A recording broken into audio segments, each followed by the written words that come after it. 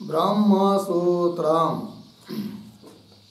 ब्रह्मसूत्र ग्रंथ में page number 116 और 116 पेज के ऊपर से 2 नंबर की पंक्ति है।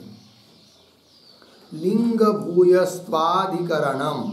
ठीक, तो बात यह चल रही है तृतीय अध्याय तृतीय पाद, और तृतीय अध्याय के तृतीय पाद का यह 29 नंबर का आज नया अधिकरण शुरू हो रहा है, और इस अधिकरण का नाम है लिंग भूयस्त्वाधिकरणम। ठीक, 44 से लेकर 52 तक इस अधिकरण में सूत्र संख्या है।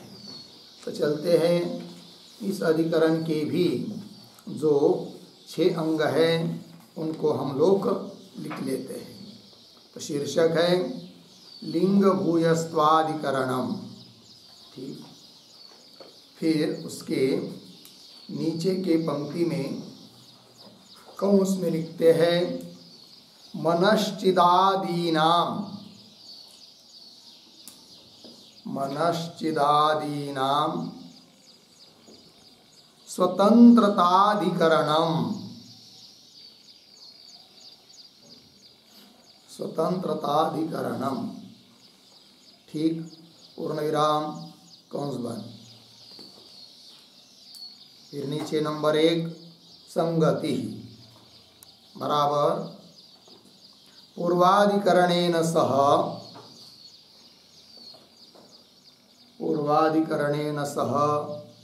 अस्य अधिकरणस्य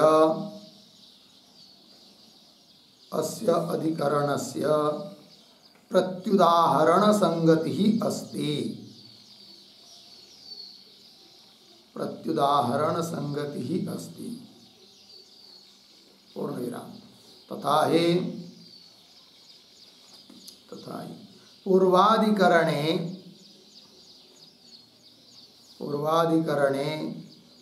एक प्रयोग असंभवात्। एक प्रयोगासंभवात् वायु प्राणौ प्रयोग भेदेन ध्येयौ। प्रयोग भेदेन ध्येयौ कथितौ। पूर्ण विराम। अत्र तो मनश्चिदादीनां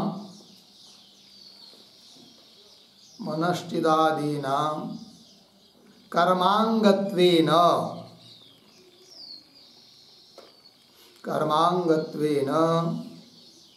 एक प्रयोगत्वं स्यात्। एक प्रयोगत्वं स्यात्। पूर्ण विराम। इत्येवं प्रत्युदाहरण संगत्या इदम अधिकरणम आरभ्यते।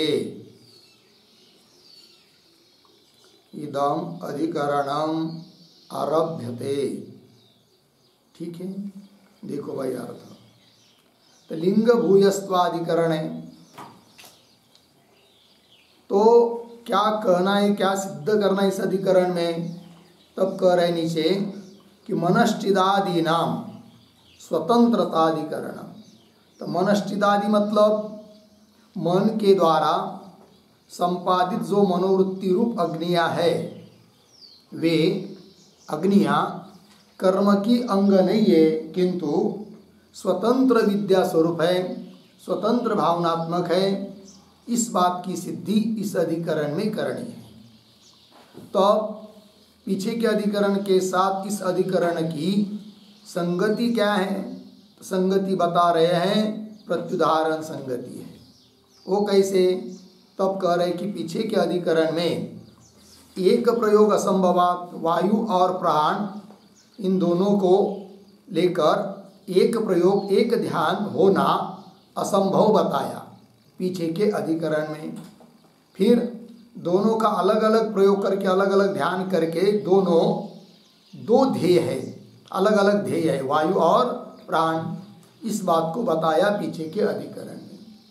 किंतु इस अधिकरण में तो मनश्चित आदि जो अग्नियां हैं, मनश्चित, वे सब कर्म की अंग होने से कर्म के साथ इन अग्नियों का एक प्रयोग हो सकता है, तो पीछे एक प्रयोग नहीं हो सकता, ये बात बताई। अब एक प्रयोग हो सकता है तो पीछे क्यों उल्टा हुआ, अर्थात पीछे के अधिकरण के साथ इस अधिकरण की प्रत्युदाहरण संगति बन जाती है। तो कर्मांगत्वेन एक प्रयोगत्वं स्यात् इति एवं प्रत्युदाहरण संगत्या इदम अधिकरणम आरभ्यते। तो प्रत्युदाहरण संगति से इस अधिकरण का आरंभ हो रहा है। इस अधिकरण में पूर्व पक्ष अपनी बात प्रत्युदाहरण संगति से उठा रहा है, ये इसका मतलब हुआ। चलते हैं आगे। नंबर 2 विषय बराबर मनश्चिदादयः अग्नयः, मनश्चिदादयः अग्नयः अस्य अधिकरणस्य विचार विषयः अस्ति, विचार विषयः अस्ति। ठीक है, चलिए भाई।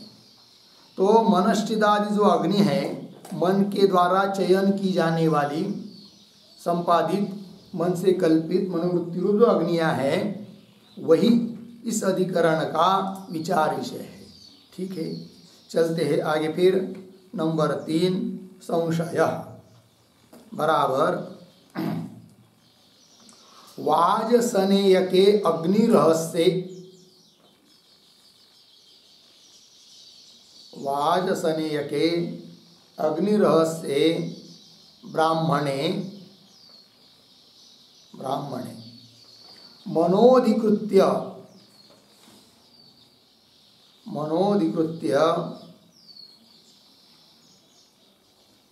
फिर आगे उद्धरण चिन्ह में तत्षट्त्रिंशत्, उद्धरण चिन्ह बंद, तत्षट्त्रिंशत् उद्धरण चिन्ह बंद इत्यादि श्रूयते, इत्यादि श्रूयते पूर्ण विराम। तथा एव वाक्चितः, वाक्चितः अर्धविराम, प्राणश्चितः, प्राणश्चितः अर्धविराम, चक्षुश्चितः अर्धविराम, श्रोत्रचितः, आगे कर्मचितः, कर्मचितः, आगे अग्निचितः इत्यादि, इत्यादि मनश्चिदादयः, मनश्चिदादयः अग्नयः श्रूयन्ते, अग्नयः श्रूयन्ते पूर्ण विराम। तत्र किम एते मनश्चिदादयः, मनश्चिदादयः कर्मांगभूताः, कर्मांगभूताः केवल विद्यात्मिकाः स्वतंत्राः वा, केवल विद्यात्मिकाः स्वतंत्राः वा सन्ति, स्वतंत्राः वा सन्ति प्रश्न चिन्ह इति भवति संदेहः। ठीक है, देखिए भाई अर्थ। तो वाजसनेयके बृहदारण्यक उपनिषद में अग्नि रहस्य प्रकरण में कोई ब्राह्मण है, उसमें मनोअधिकृत्य, मन को विषय करके श्रुति ने कुछ बात कही है। वो क्या है? तत्षट्त्रिंशत् इत्यादि श्रूयते, इत्यादि बात कही है। वो क्या है? वो सबका अर्थ नीचे आ रहा है इस मंत्र का। तो उसी प्रकार वाक्चितः, प्राणश्चितः, चक्षुश्चितः, श्रोत्रचितः, कर्मचितः, अग्निचितः इत्यादि ये सब अग्नियाँ, इनमें अग्नियों की कल्पना की गई है। मन की वृत्तियाँ, वाणी की वृत्तियाँ, है कि नहीं। प्राण मतलब घ्राण, प्राण शब्द से लेना है घ्राण इंद्रिय, वो आएगा आगे। तो घ्राण की वृत्तियाँ ये सब, तो मनश्चिदादय अग्नय श्रूयन्ते, इन सब में अग्नि की कल्पना की गई है। अब प्रश्न यह होता है कि तत्र किमेते मनश्चिदादय, ये जो मनश्चिदादिक अग्नियाँ हैं ये कर्म की मतलब यज्ञादि कर्म की अंगभूत है, क्योंकि पीछे से प्रकरण कर्म का चल रहा है। तो फिर ये कर्म के अंगभूत अग्नियाँ हैं, अथवा केवल विद्यात्मक स्वतंत्र है, केवल उपासनात्मक है, कर्म के अंग नहीं है, स्वतंत्र रूप से है, ऐसा है। दोनों में कौन बात है, ये होता है संदेह। तो वही कह रहे हैं इति भवति संदेह।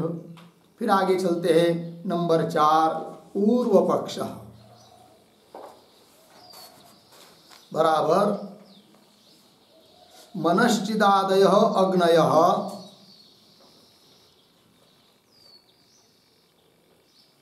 मनश्चिदादयः अग्नयः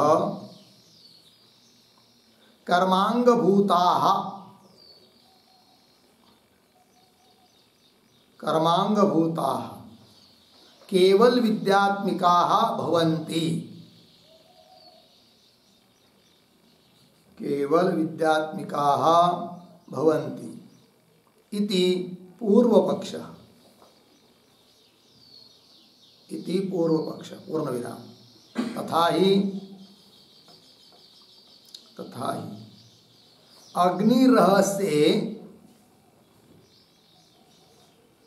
अग्निरहस्ये कस्मिंश्चित् ब्राह्मणे श्रूयते, कस्मिंश्चित् ब्राह्मणे श्रूयते। आगे उद्धरण चिन्ह में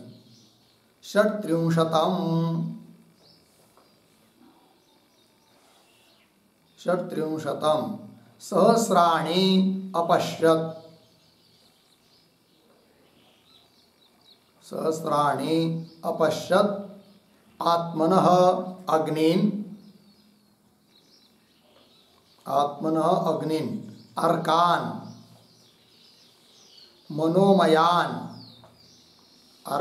मनोमयान् मनश्चितः। उद्धरण चिन्ह बंद। इति पूर्ण विराम। आगे अस्य अयम् अर्थः, अस्य अयम् अर्थः। आगे पुरुषस्य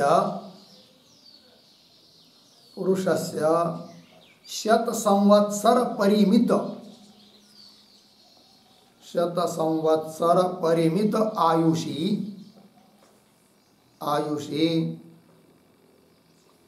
षट्त्रिंशत् सहस्राणि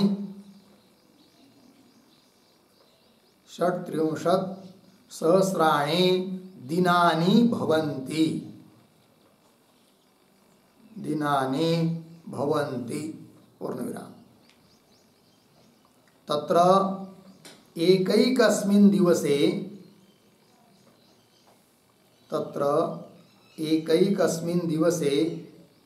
या मनोवृत्ति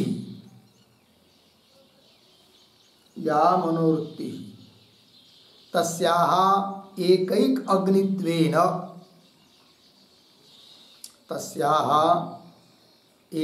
अग्नित्वेन ध्याने सति ध्यातव्याः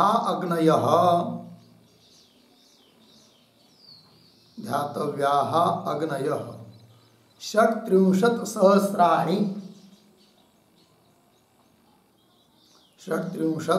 सहस्राणि संपद्यन्ते।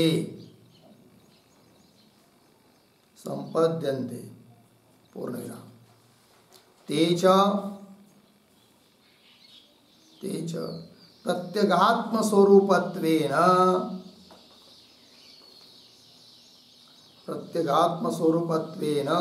ध्येयाः ध्येयाः भवन्ति। पूर्णविराम। एते एव आर्चनीयाः, एते एव आर्चनीयाः मनसा चीयन्ते, मनसा चीयन्ते बराबर संपद्यन्ते, संपद्यन्ते इति मनश्चितः, इति मनश्चितः। पूर्णविराम।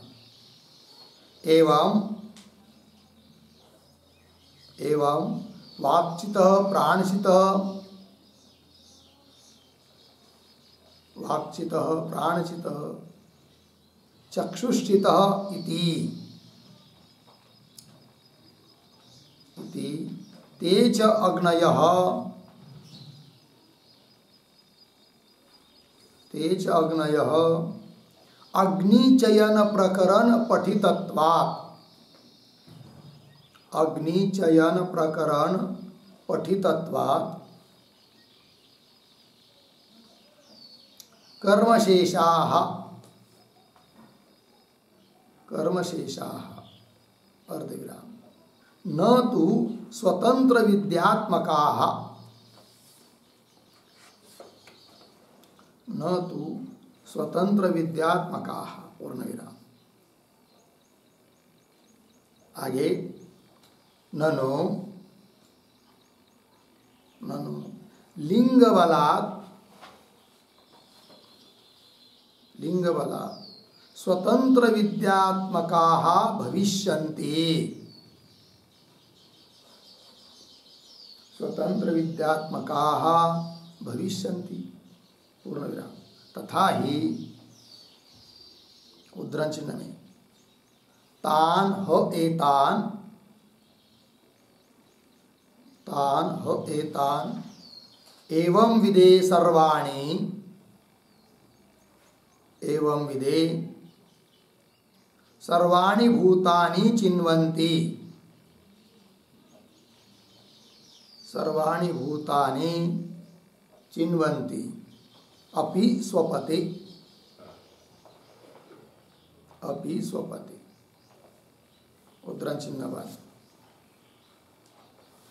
इति वाक्यशेषः पठ्यते, इति वाक्यशेषः पठ्यते। पूर्णविराम। तस्य अयम् अर्थः, तस्य अयम् अर्थः। आगे उपासकस्य, उपासकस्य स्वपतः अपि, स्वपतः अपि अग्नयः न छिन्नाः, अग्नयः न छिन्नाः। पूर्णविराम। आगे स्वकीय मनोवागादि वृत्ति, स्वकीय मनोवागादि वृत्ति उपरमे अपि, मनोवागादि वृत्ति उपरमे अपि प्रबुद्ध पुरुष, प्रबुद्ध पुरुष मनोवागादि वृत्तीनां, मनोवागादि वृत्तीनां सर्वदा प्रवर्तमानत्वात्, सर्वदा प्रवर्तमानत्वात्। पूर्णविराम। आगे अविशेषेण, अविशेषेण पुरुष मन आदि वृत्तीनां, पुरुष मन आदि वृत्तीनां अग्नित्वेन वर्णनात्, अग्नित्वेन वर्णनात्। पूर्णविराम। तस्मात् एवं विदे, एवं विदे कौंस में लिखिए सर्व प्राणी मनोवृत्ति भी, सर्व प्राणी मनोवृत्तिभिः मम सदा अग्नयः चीयन्ते।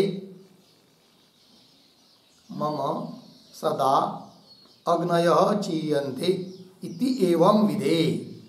कौन सा बात इति एवं विधे कौन सा बात आगे स्वपते अपि तान एतान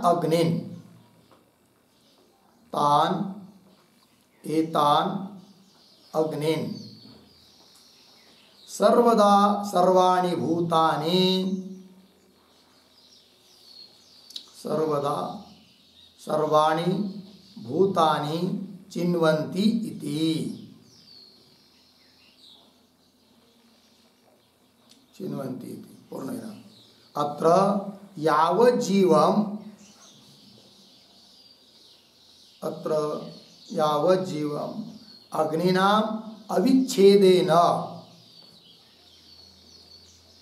अग्निनाम् अविच्छेदेन नैरन्तर्यं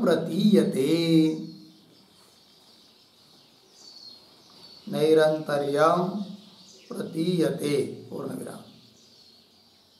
तच्च विद्या स्वातंत्रे लिंगम। तच्च विद्या स्वातंत्रे लिंगम। पूर्णविराम। कर्मशेषत्वे हि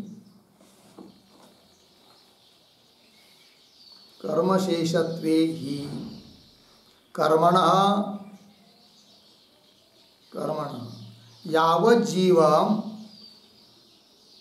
यावज्जीवं नैरन्तर्याभावात्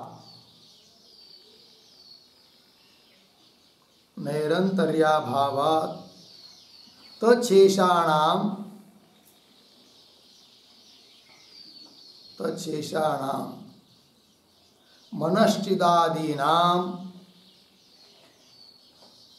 मनश्चिदादीनां कथं नैरन्तर्यं स्यात्। कथं नैरन्तर्यं स्यात्। पूर्णविराम। तच्च लिंगम प्रकरणात् बलीयः।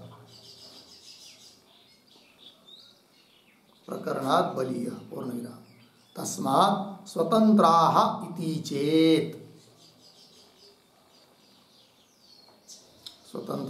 इति चेत् पूर्णविराम। ननु से लेकर इति चेत तक पूर्व पक्ष के मत पर आक्षेप किया गया है। उसका उत्तर पूर्व पक्षी दे रहा है आगे। थोड़ा सा आगे लिखते हैं नायम दोषः।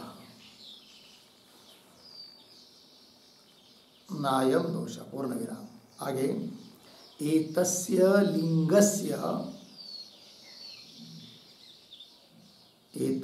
लिंगस्य अन्यार्थ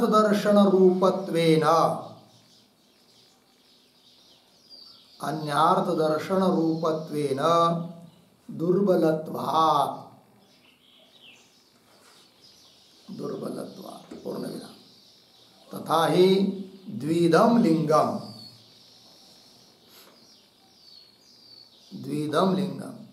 सामर्थ्यम अन्यार्थ दर्शनम च इति।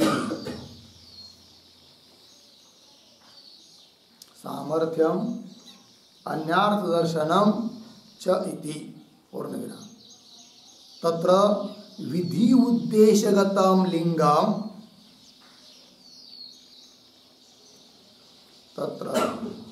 उद्देश्यगतम लिंगम सामर्थ्यम। अर्धविराम। तच्च स्वातंत्रेण प्रमाणम।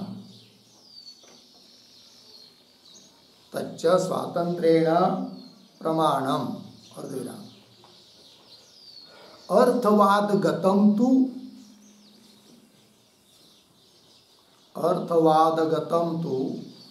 अन्यशेषवाक्ये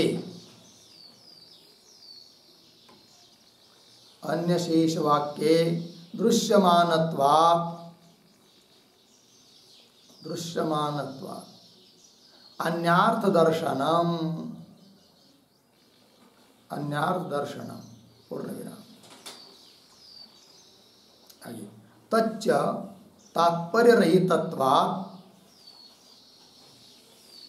तच्च तात्पर्य रहितत्वात् न स्वातंत्र्येण प्रमाणम, न स्वातंत्र्येण प्रमाणम किंतु प्रमेयस्तावक प्रमाणांतरे, प्रमेयस्तावक प्रमाणांतरे केवलम उपोद्बलकम भवति, केवलम उपोद्बलकम भवति पूर्णविराम। एवं च सति, एवं च सति अत्र उदाहृतलिंगस्य, उदाहृतलिंगस्य दुर्बलत्वात्, दुर्बलत्वात् अर्धविराम प्रकरणात् कर्मशेषाः, प्रकरणात् कर्मशेषाः मनश्चिदादयः भवन्ति, मनश्चिदादयः भवन्ति इति पूर्वपक्षः,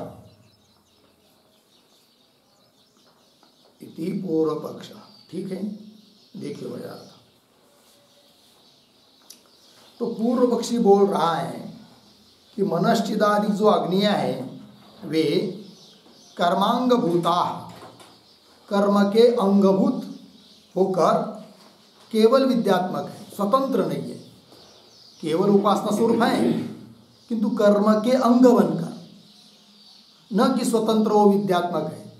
ये कह रहा है पूर्व पक्षी, वही कह रहा है भवंती इति पूर्व पक्ष। उसका स्पष्टीकरण किया जा रहा है तथा ही पंक्ति से।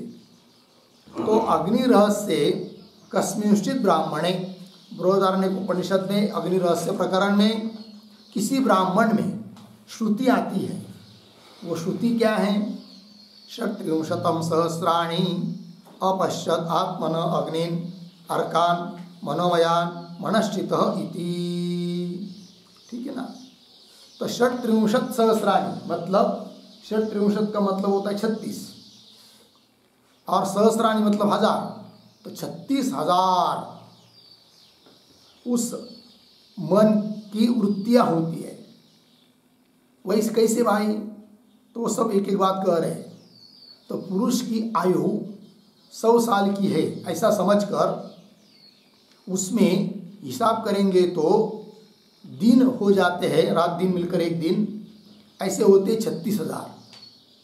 वैसे देखा जाए तो एक एक दिन में ही अनेक प्रकार की मन की वृत्तियां होती है, किंतु पूरे दिन में जितनी भी वृत्तियां हो रही है उनको एक समझकर संपूर्ण आयुष्य में 36,000 दिन होने के कारण 36,000 मन की वृत्तियां होती हैं ऐसा मानते हैं।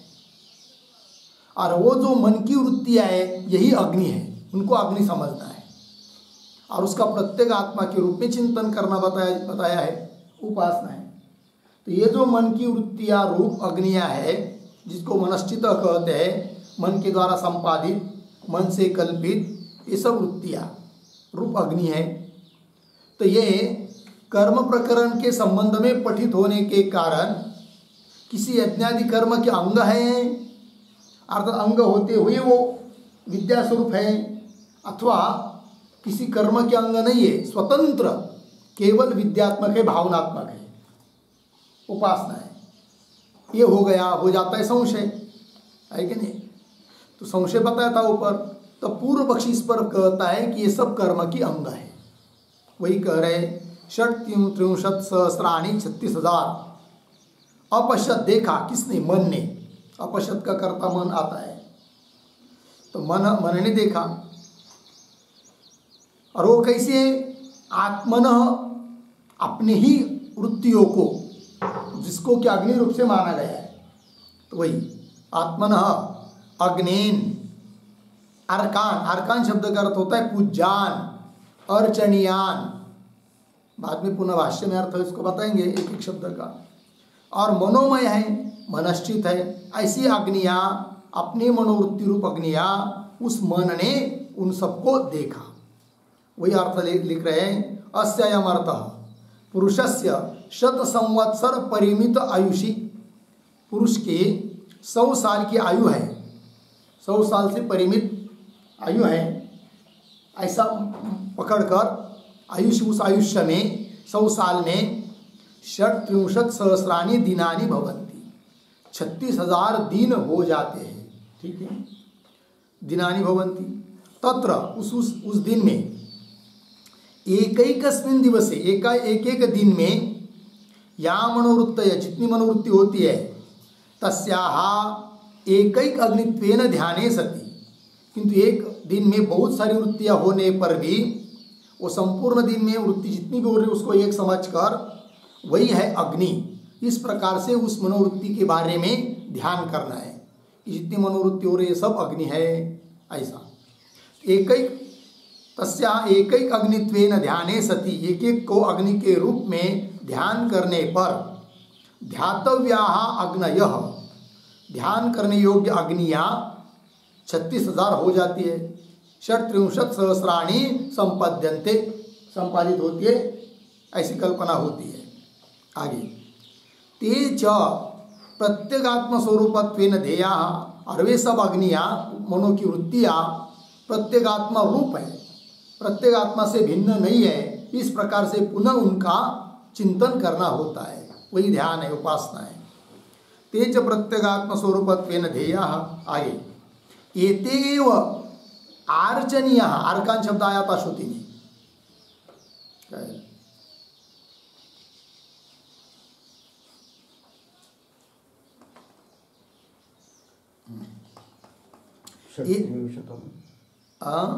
37 सहस्राणि अपश्यत् आत्मनः अग्नि अर्कान। अर्कान, हाँ वो आया ना श्रुति में अर्कान पद, तो वही अर्कान शब्द का अर्थ है आर्चनीयाः। ठीक है, एते एव आर्चनीयाः, और मनश्चित शब्द आया है, उसका अर्थ कर रहे मनसा चीयन्ते। चीयन्ते शब्द का अर्थ है संपद्यन्ते, मन के द्वारा जो संपादित की जाती है मनोवृत्तियाँ, है कि नहीं, इसीलिए उसको कहते हैं मनश्चित, मन के द्वारा रचित, ये इसका अर्थ हुआ। ऐसी वो मनोवृत्तियाँ है, और वो मनोवृत्तियाँ ही अग्नि है, तो उनमें अग्नित्व की भावना, और वो मनोवृत्तियाँ फिर अग्निरूप प्रत्येगात्म स्वरूप है, ऐसा पुनः आगे चिंतन बताया गया है। आगे चलिए, तो ये हो गया मनश्चित, मन की वृत्तियाँ। उसी प्रकार एवं वाक्चित, वाणी की वृत्तियाँ जितनी भी है उसको कहेंगे वाक्चित, वाणी के द्वारा, है कि नहीं, संपादित की गई ऐसी वृत्तियाँ, उसको कहेंगे वाक्चित। उसी प्रकार प्राणचित, प्राण शब्द का अर्थ करेंगे यहाँ पर घ्राण, घ्राणेन्द्रिय, भाष्य में भी आएगा घ्राणचित। पुनः चक्षुश्चित इति, फिर आगे भी वो आता है चक्षुचित, इसके बाद श्रोत्रचित, कर्मचित, अग्निचित, अग्नि, ये सब। इति ते च अग्नयः अग्निश्चयन प्रकरणे पठितत्वात्, ये सब अग्नियाँ, मनश्चित वगैरह अग्नियाँ कहाँ पठित है भाई, तो अग्निचयन प्रकरण में पठित है वेद में। इसलिए अग्निचयन प्रकरण कर्म का प्रकरण है, उस प्रकरण में पठित है। अतः ये सब अग्नियाँ, मनश्चित आदि अग्नियाँ कर्म की शेष ही होनी चाहिए, न तो स्वतंत्र विद्यात्मका, स्वतंत्र विद्या स्वरूप नहीं है, ऐसा बोल रहा है पूर्व पक्षी। ये पूर्व पक्षी की बात हुई। अब इस पूर्व पक्षी पर कोई सिद्धांत आदि आक्षेप करेंगे, अरे भाई इन अग्नियों को आप कर्म का अंग मान रहे हो, कर्म का शेष मान रहे हो, वो नहीं मानना चाहिए, क्योंकि हे पूर्व पक्षी तुम इन मनश्चित आदि अग्नियों को कर्म का अंग जो मान रहे हो वह प्रकरण प्रमाण से मान रहे हो, क्योंकि उस प्रकरण में पठित है, तो प्रकरण प्रमाण से मान रहे हो। किंतु प्रकरण प्रमाण से बलवान है लिंग प्रमाण, क्योंकि निर्णायक 6 लिंग होते हैं, श्रुति, लिंग, लिंग, वाक्य, वाक्य, प्रकरण, प्रकरण, स्थान, स्थान, समाख्या। समाख्या। ये निर्णायक 6 प्रमाण बताए गए हैं और इसमें पूर्व की अपेक्षा आगे वाला दुर्बल होता है, पूर्व का प्रबल होता है। फिर श्रुति के बाद आता है लिंग, लिंग के बाद आता है वाक्य, श्रुति, लिंग, वाक्य, फिर आता है प्रकरण। तो आगे हो गया वो, अतः लिंग प्रमाण से दुर्बल हो गया। अतः प्रकरण प्रमाण से ही पूर्व पक्षी तुम इन अग्नियों को कर्म के शेष, कर्म के अंग मत मानो, क्योंकि वहां पर लिंग प्रमाण भी उपस्थित है और उस लिंग प्रमाण के बल पर ये सब अग्नियां, मनश्चित आदि अग्नियां स्वतंत्र विद्यात्मक सिद्ध हो जाएगी। वो कैसे? तो अपनी बात बोली जा रही है आक्षेपकर्ता के द्वारा, ननु इत्यादि से पूर्व पक्षी के ऊपर आक्षेप है। इसका निराकरण पुनः पूर्व पक्षी करेगा और कर्म के शेष ही वो अग्नि है, इस बात को ही पक्का करेगा कौन? पूर्व पक्षी।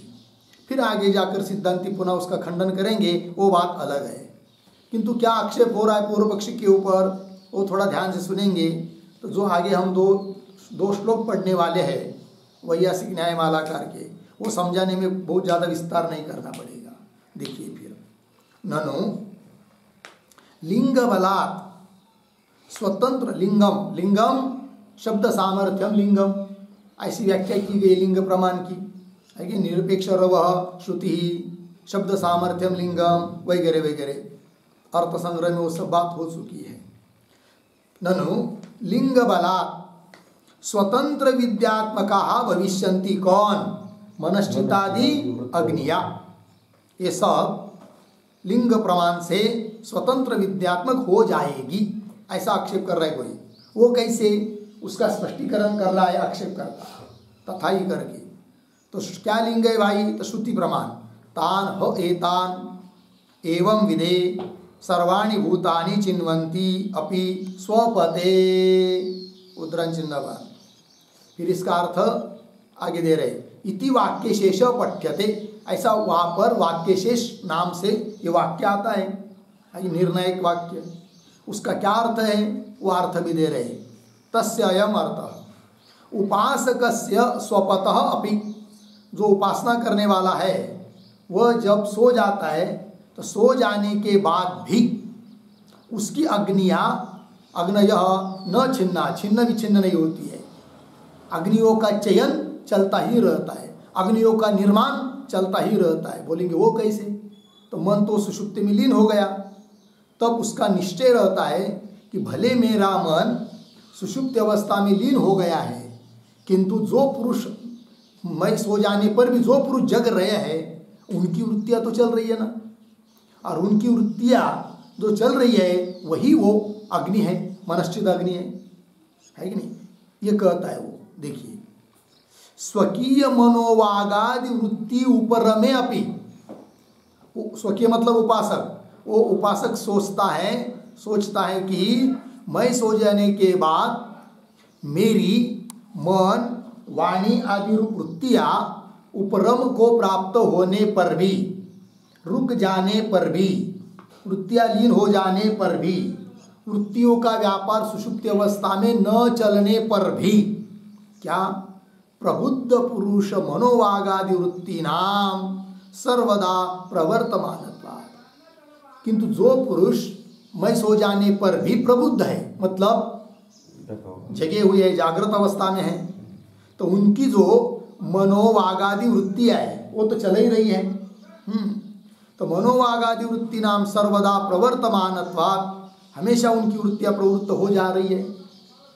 और सामान्य रूप से मनोवृत्ति को अग्नि के रूप में बताया है, तो मेरे मनोवृत्ति हो चाहे दूसरे की हो, है तो अग्नि ही है। ये बात अविशेषेण पुरुषमणादि वृत्ति नाम अग्नित्वेन वर्णनात्, सामान्य रूप से अविशेषेण,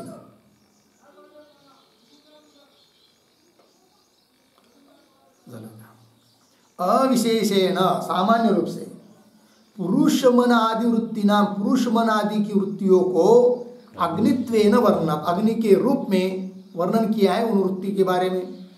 तस्मात् एवं विधे स्वपते अपि, लग गया। तो एवं विधे ये भी प्रतीक है। एवं विधे आगे कौंस में लिखिए थोड़ा सा, एवं विधे के आगे लिखेंगे सर्व प्राणी मनोवृत्ति भी, लिखा है क्या? अच्छा अच्छा। तस्मात् एवं विधे मतलब सभी प्राणी योग की जो मनोवृत्ति है, उन मनोवृत्तियों के द्वारा मम मेरी हमेशा सदा अग्नय चीयन्ते, अग्निया का चयन हो रहा है, ऐसा वो सोच रहा है। कौन? उपासक। तो इस प्रकार जानने वाला जो उपासक स्वपते अपि, सो जाने पर भी, तान एतान अग्नेन, उन इन अग्नियों को सर्वदा सर्वाणि भूतानि चिन्वन्ति, इन अग्नियों को हमेशा सभी प्राणी मात्र चयन कर रहे हैं, ऐसा वो जान रहा है, ऐसा उसका निश्चय है। आगे अत्र यावत् जीवम अग्निनाम अविच्छेदेन नैरंतर्यम प्रतीयते।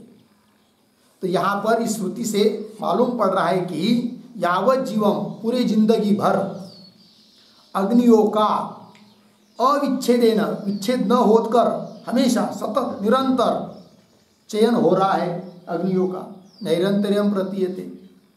तच्च विद्या स्वातंत्र्य लिंगम, यही फिर वो विद्या स्वतंत्र है, इसके बारे में लिंग है, अर्थात कर्म का अंग नहीं है।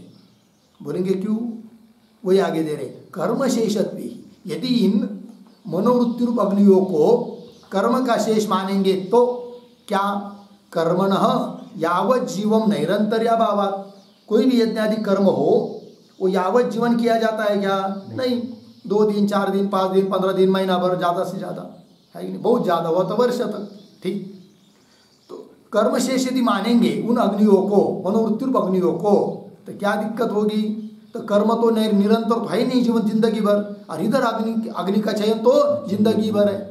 इसका मतलब यह होता है कि कर्म की अंग नहीं है। कौन? ये मनोवृत्ति रूप अग्निया, किंतु स्वतंत्र भावनात्मक है, विद्यात्मक है, ऐसा आक्षेपकर्ता बोल रहा है पूर्व पक्षी को, ठीक है। अतः इनको कर्मशेष मत मानो, यह अभिप्राय। कर्मशेषत्वे ही कर्म न यावत् जीवम नैरंतर्याभावात्, निरंतरता का अभाव होने से, तत्शेषानाम, उस कर्म के शेष मानेंगे तो मनश्चिदादि नाम कथम नैरंतर्यम से, फिर मनश्चिदादि को जो निरंतरता बताइए वो कैसी हो पाएगी? अर्थात नहीं होगी। कब? यदि कर्म का शेष मानेंगे तब। इससे सिद्ध होता है कि कर्म की शेष नहीं है। इस लिंग से मालूम पड़ रहा है, यह लिंग हुआ, एक हेतु हुआ स्वतंत्रता सिद्ध करने के लिए।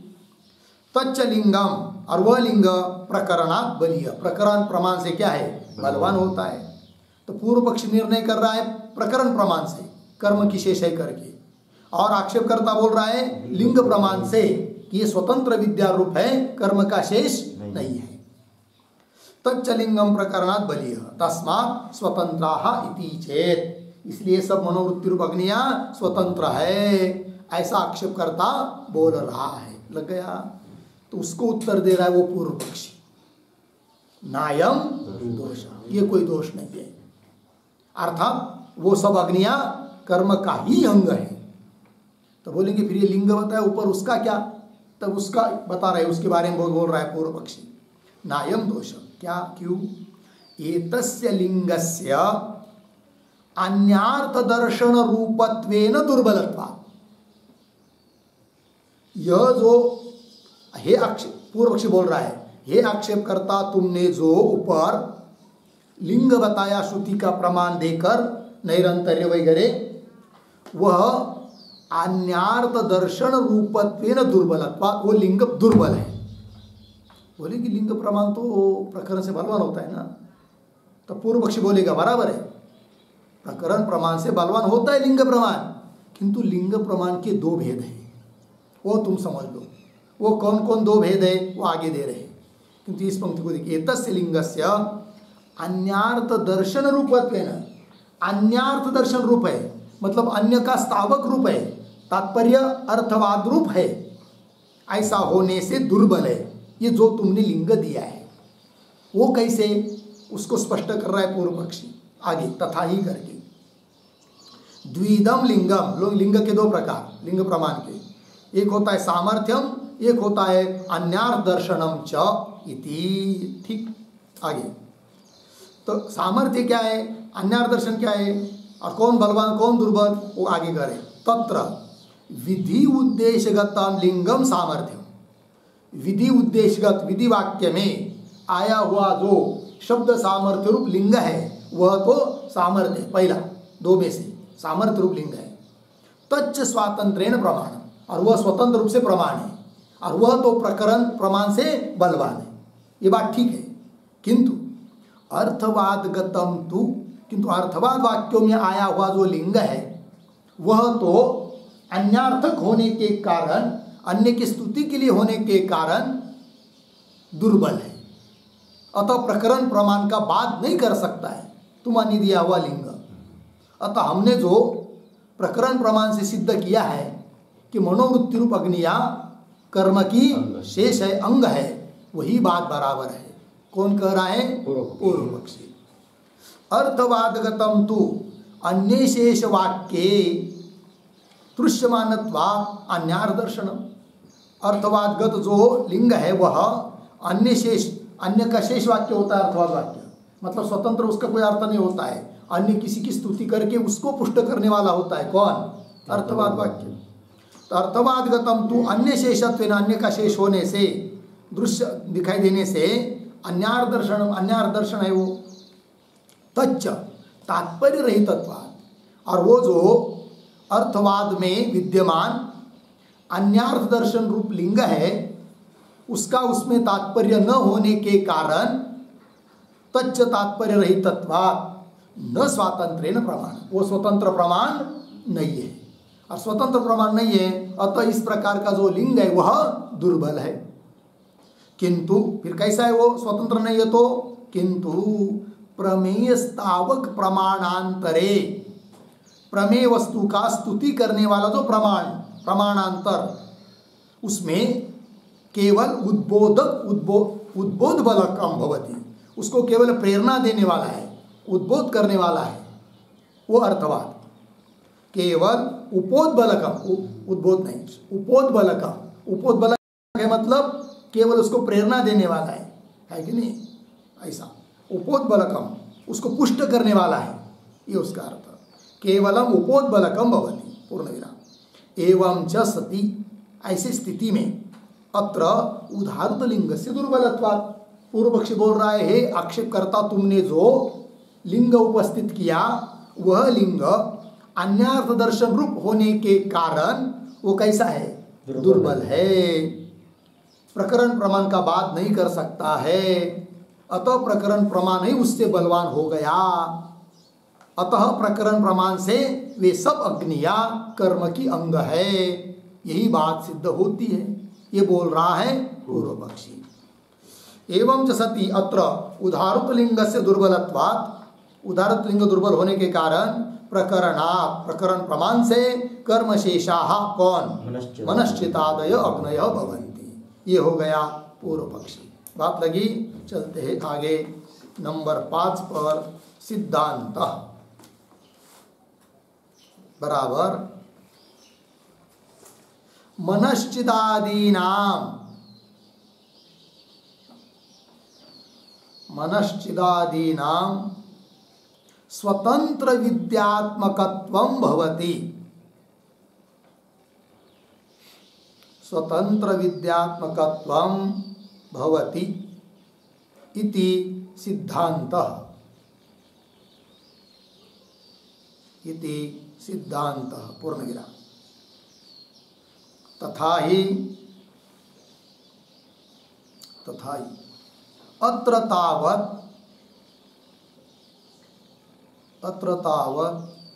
शाब्दः विधिः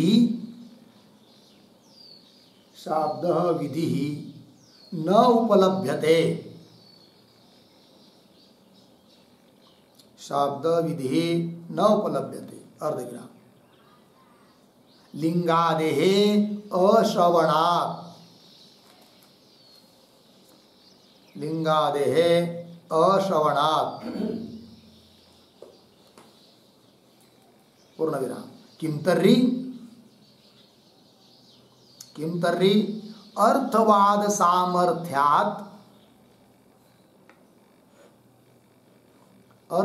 सामर्थ्यात् उन्नेयः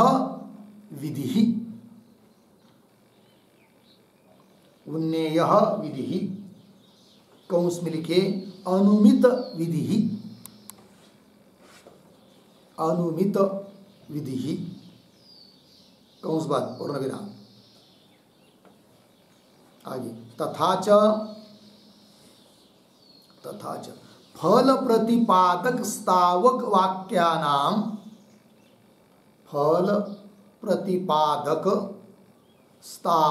वाक्यानाम अधिकारी समर्पण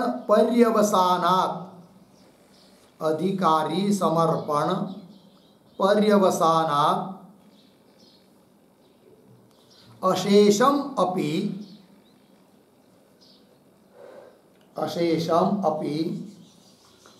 एतद् ब्राह्मणं विधि रूपं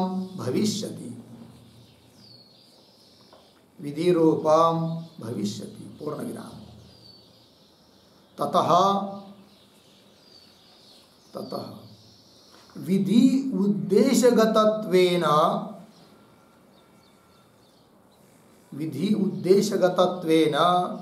लिंगस्य प्राबल्यं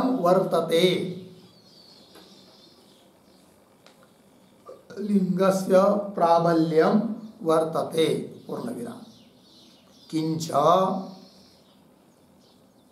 उद्धरण चिन्ह में ते ह एते विद्याचितः एव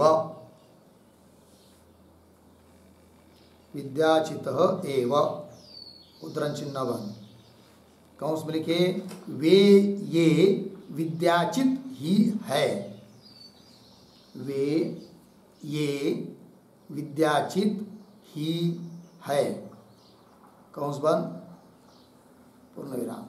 आगे इति एव श्रुत्या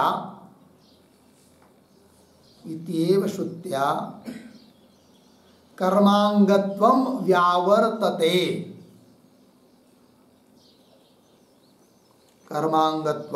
व्यावर्तते पूर्ण विराम। तथा उद्धरण चिन्ह में विद्या ह एव एते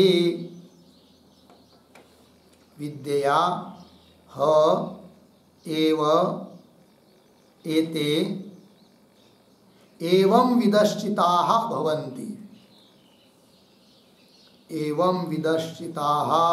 भवन्ति उद्धरण चिन्ह बन कंस में लिखिए इस प्रकार जानने वाले उपासक के लिए, इस प्रकार जानने वाले उपासक के लिए ये अग्नियाँ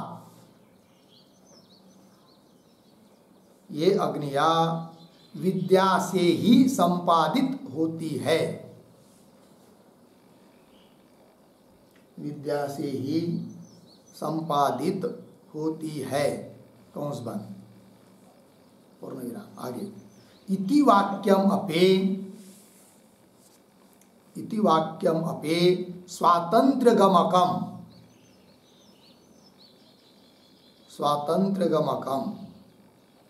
पूर्ण विराम।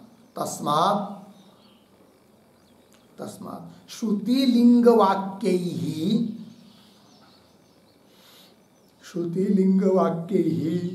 प्रकरणं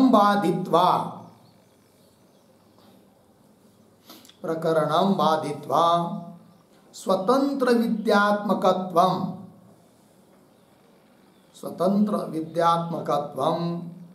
मनश्चिदादीनाम्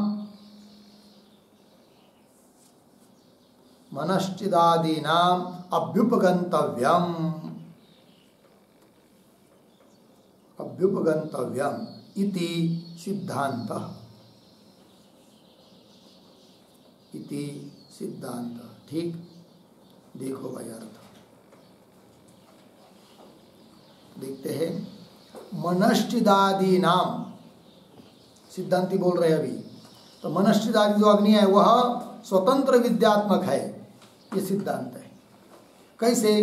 तब कह रहे अत्र तावत शाब्द विधि न उपलभ्यते। यद्यपि ये बात ठीक है कि शाब्द विधि उपलब्ध नहीं है, क्योंकि लिंगादिक उसमें श्रवण नहीं है, अश्रवणात् शब्द के सामर्थ्य से प्रतीत नहीं हो रहा है। फिर कैसा है भाई? किम तर्री अर्थवाद सामर्थ्यात् पुण्य विधि। यहाँ पर विधि जो है ना वह कैसी विधि है? उन्नेय विधि है, अनुमित विधि है। किससे? अर्थवाद के सामर्थ्य से। वो कैसे? अर्थवाद वाक्य में फल बताया जब रहता है, अलग से फल बताया नहीं है, फिर इस कर्म का या इस उपासना का क्या फल? तो बहुत बार साक्षात फल बताया जब नहीं रहता है तो फल बताया न होने के कारण अधिकारी का भी निर्णय नहीं होता है, क्योंकि फल बताया रहता है तब उस फल के लिए जिसकी कामना है वो उसका अधिकारी। फल ही नहीं बताया तो अधिकारी का भी निर्णय नहीं। फिर ऐसी स्थिति पर यदि उस वहाँ के अर्थवाद वाक्यों में फल बताया है तो वह फल माना जाता है। तो अर्थवाद वाक्यगत विद्यमान फल को मानकर अधिकारी का भी निर्णय होता है।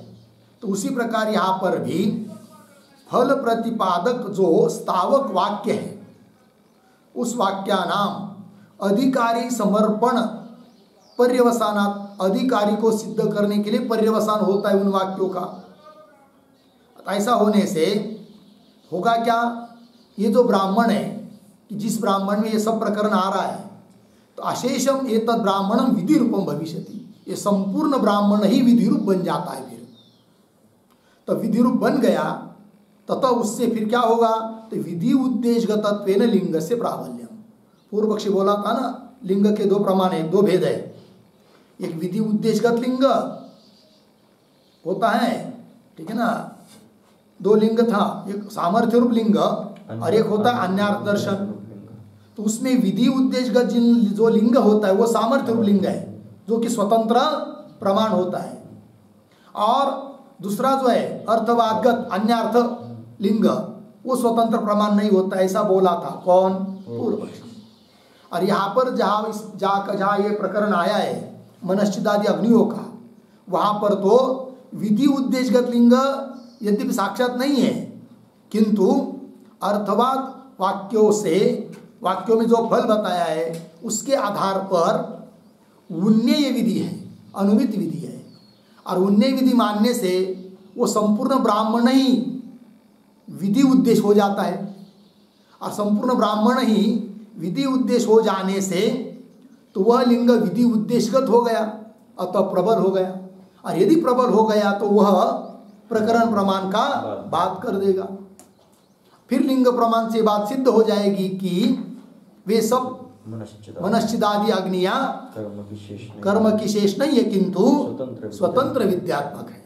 ये बात सिद्ध हो जाएगी। वही कह रहे हैं ततः विधि उद्देश्यगतत्वेन लिंग से प्राबल्यम। ठीक है ना, विधि उद्देश्यगत होने से, क्योंकि ये संपूर्ण ब्राह्मण ही विधि रूप हो जाने से विधि उद्देश्यगत जो लिंग है वो प्रबल है। दूसरी बात, ये तो लिंग प्रमाण हुआ।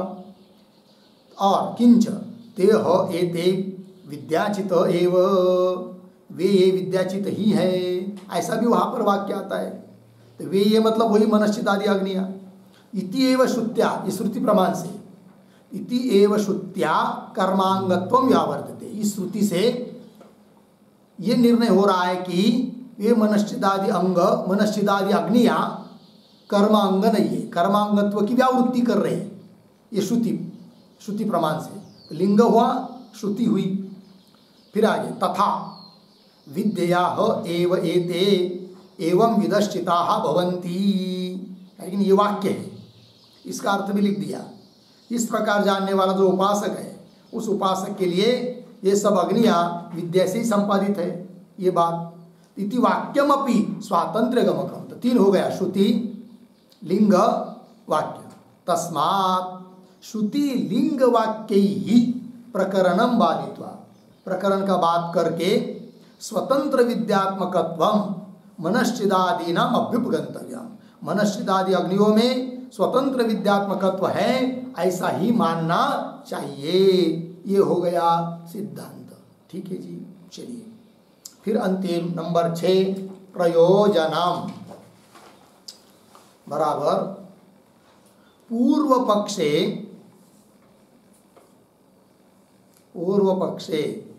क्रियार्थानाम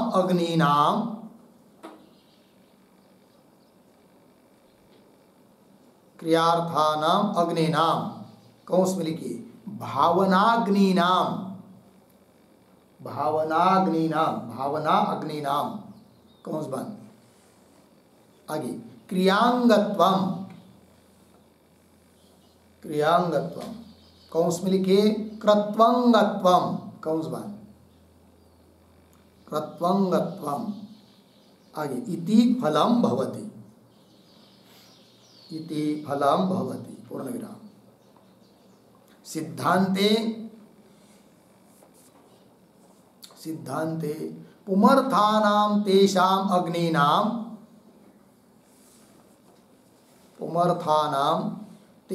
अग्नीनाम केवल विद्यामयत्वम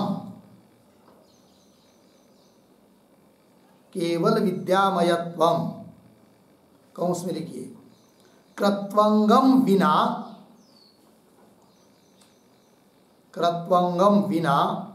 भावनामयत्वम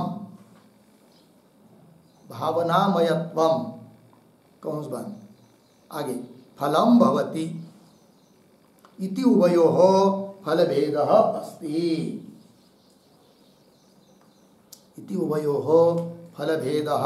अस्ति। ठीक है, देखो भाई अर्थ। तो पूर्व पक्ष में क्या फल है? तब करे क्रियार्थानाम अग्निनाम, क्रियार्थ कर्मार्थ यज्ञादि कर्म के लिए अग्नियां होती है, और यहाँ पर भावनाग्नि है, वो भी क्रियांग ही है। क्रियांग मतलब क्रतु का अंग, यज्ञ का ही अंग है। ये फल है पूर्व पक्षी के लिए। और सिद्धांत में पुमार्थानाम तेषाम अग्निनाम, पुरुषार्थ के लिए वो अग्नियां है, इसलिए वे सब अग्नियां केवल विद्यामय है, मतलब क्रतु के अंग के बिना केवल भावनात्मक है। ये फल सिद्धांतियों के लिए। इस प्रकार दोनों का फल का भेद भी हो गया। ठीक है जी। चलिए आगे।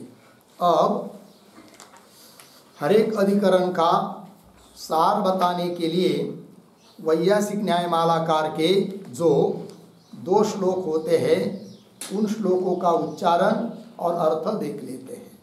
उनमें पहला श्लोक है कर्मशेषा स्वतंत्रा वा मनश्चित् प्रमुखाग्नयः कर्मशेषा प्रकरणात् लिंगं त्वन्यार्थदर्शनम् कर्मशेषा स्वतंत्रा वा मनश्चित् प्रमुखाग्नयः कर्मशेषा प्रकरणात् लिंगं त्वन्यार्थदर्शनम्। ठीक पदच्छेद देखिए। कर्मशेषाः स्वतंत्राः वा मनश्चित् प्रमुखाग्नयः कर्मशेषाः प्रकरणात् लिंगम तु अन्यार्थदर्शनम्। ठीक है। अब अन्वय मनश्चित् प्रमुखाग्नयः,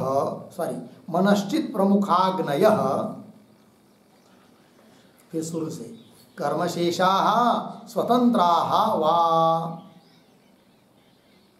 आगे प्रकरणात्, पीछे कर्मशेषाः, आगे लिंगम तु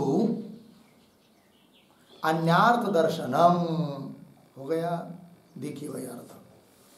मनश्चित प्रमुखाग्नय, मनश्चित वाक्चित इत्यादि जो प्रमुख अग्नियां हैं, है कि नहीं, वे सब अग्नियां कर्मशेषा, कर्मशेषा मतलब कर्मांगभूता, कर्म के अंगभूत है, वा स्वतंत्र अथवा स्वतंत्र है। ये विकल्प हुआ। तो पूर्व पक्षी बोल रहा है प्रकरणात्, मतलब कर्म प्रकरण होने के कारण प्रकरण प्रमाण से कर्मशेषा, कर्म के ही वो शेष है, वे सब अग्नियां। बोलेंगे भाई लिंग लिंग प्रमाण से क्यों नहीं मानोगे आप स्वतंत्र? तो वो बोल रहा है पूर्व पक्षी, क्या? लिंगम तु अन्यार्थ दर्शनम, लिंग प्रमाण तो है किंतु वो सामर्थ्य रूप लिंग नहीं है, किंतु अन्यार्थ दर्शन रूप लिंग है। उसका विस्तार आपको लिख के दे दिया है, अतः उसको अधिक बताने की जरूरत नहीं। लिंगम तु अन्यार्थ दर्शनम, अन्यार्थ दर्शनम थोड़े में कहना हो तो अर्थवादात्मक वो लिंग है, इसलिए वो दुर्बल है। दुर्बल होने के कारण वह लिंग प्रकरण प्रमाण का बात नहीं करेगा। तब तो प्रकरण प्रमाण से वे सब अग्नियां कर्म की शेष है, यही बात सिद्ध हो जाती है। ये पूर्व पक्षी का अभिप्राय हो गया। चलते हैं आगे दूसरा श्लोक। उन्नेय विधिगा लिंगा देवश्रुत्या च वाक्यतः बाध्यं प्रकरणं तस्मात् स्वतन्त्रं वह्निचिन्तनं उन्नेय विधिगा देवश्रुत्या च वाक्यतः बाध्यं प्रकरणं तस्मात् स्वतंत्रं वह्निचिन्तनम्। ठीक, पदच्छेद। उन्नेय विधिगात लिंगात एव श्रुत्या च वाक्यतः बाध्यं प्रकरणं तस्मात् स्वतंत्रं वह्निचिन्तनम्। अब अन्वय शुरू से। उन्नेय विधिगात लिंगात एव च श्रुत्या, आगे वाक्यतः, आगे प्रकरणम बाध्यम तस्मात् वह्निचिन्तनम स्वतंत्र, तस्मात् वह्निचिन्तनम स्वतंत्र। ठीक, देखिए भाई अर्थ। तो सिद्धांती कह रहे हैं उन्नेय विधिगात लिंगात, तो लिंग प्रमाण से बाधित है प्रकरण। तो बोलेंगे यहाँ तो सामर्थ्य रूप लिंग नहीं है, फिर कैसा? नहीं नहीं, उन्नेय विधि रूप लिंग है ना। तो अर्थवाद से मालूम पड़ता है कि वो समस्त ब्राह्मण प्रकरण ही विधि रूप है और उसमें आया हुआ लिंग है, अनुमित लिंग है। उन्नेय विधि रूप लिंग मतलब क्या? अनुमित विधि में वो लिंग है, ये उसका मतलब। इसका भी अर्थ आपको लिख दिया है। उन्नेय विधिगात, उन्नेय विधि में विद्यमान जो लिंग है उससे और श्रुति से और वाक्य से, श्रुति लिंग और वाक्य तीनों को भी लिख दिया है, वो कौन कौन है करके। उससे क्या जी? प्रकरणम बाध्यम, प्रकरण प्रमाण का बाद है। और प्रकरण प्रमाण का जब बाद हो जाता है तब इस लिंग श्रुति वाक्य से क्या निर्णय होगा? तस्मात् वह्निचिन्तनम स्वतंत्रम। ये जो मनोवृत्ति रूप अग्नियां हैं, इनको अग्नि के रूप में चिंतन करना, ये सब वह्निचिंतन स्वतंत्र है, स्वतंत्र भावनात्मक है, उपासनात्मक है। लग गया जी? ये बात हो गई सिद्धांतियों की, हो गया। फिर आगे अब भाष्य है, सूत्र है, उन सभी चीज़ों का विचार हम लोग कल ही करेंगे। ओम पूर्णमदः पूर्णमिदं पूर्णात् पूर्णमुदच्यते पूर्णस्य पूर्णमादाय